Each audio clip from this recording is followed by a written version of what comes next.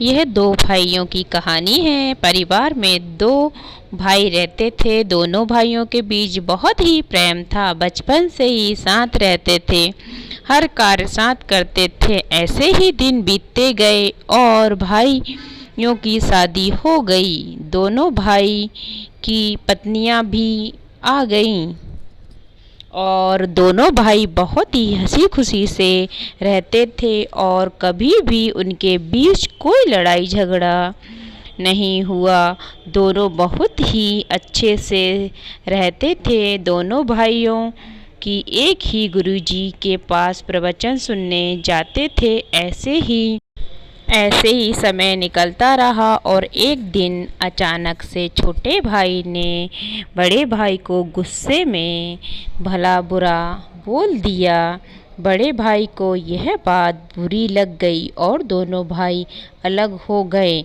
दोनों भाई का प्यार एक पल में ही टूट गया और दोनों भाई अलग अलग रहने लगे। और जब कभी भी दोनों भाई कहीं भी टकराते या दिख जाते तो आपस में कभी बात नहीं करते थे। ऐसा लगता था कि दोनों भाई भाई ही नहीं हैं। ऐसे ही 10 साल बीत गए और छोटे भाई के घर में बेटी की शादी आ गई थी। छोटे भाई गया अपने बड़े भाई को मनाने के लिए। बोला, भैया शादी में ज़रूर आना और सारा काम आपको ही संभालना है। लेकिन बड़े भाई ने कोई जवाब नहीं दिया और एक दिन छोटा भाई गुरुजी के पास प्रवचन सुनने के लिए गए। तभी गुरुजी ने पूछा, तुम बहुत उदास दिख रहे हो, क्या हुआ? तो छोटे भाई ने सारी बातें गुरुजी को बता दी और दूसरे दिन बड़ा भाई गुरुजी के पास गया। गुरुजी ने पूछा, तुम्हारे भाई के यहाँ शादी है, तुम नहीं जाओगे? बड़े भाई ने कहा, नहीं गुरुजी।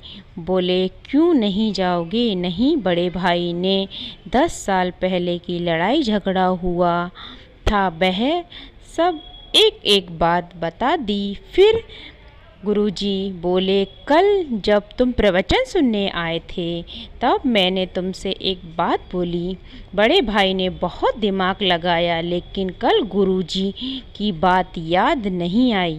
गुरुजी बोले, एक दिन पहले मैंने तुम्हें कोई अच्छी बात बताई थी, तुम्हें याद नहीं है? और 10 साल पहले की एक एक बात तुम्हें याद है? गुरुजी ने जवाब दिया, भूलने वाली सारी बातें याद रखोगे तो जीवन भर बात करोगे। ऐसी ही सारी बातें भूल जाओ और अच्छी बातों को याद रखो।